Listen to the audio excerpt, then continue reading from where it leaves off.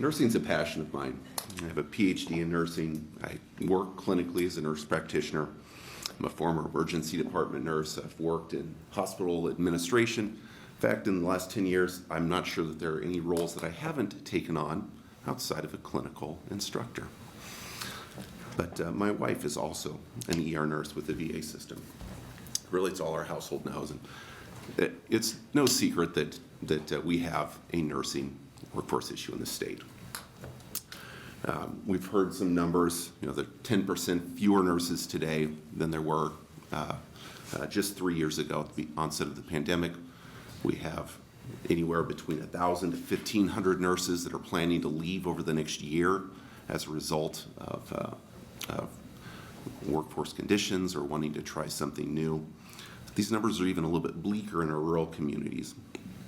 And as we look at our aging population, roughly 60% of our nurses in our rural hospitals are within 10 years of retirement. So we know we need to do something now to be able to feed that pipeline. There have been several legislative bills that have either come up this year or that will continue to come up in future sessions to look at the nursing issue. This bill being one of those, and this is part of that solution in looking at clinical placement sites. And as it's been stated before, one of the things that is important to recognize with clinical sites is that they are a true bottleneck to nursing education.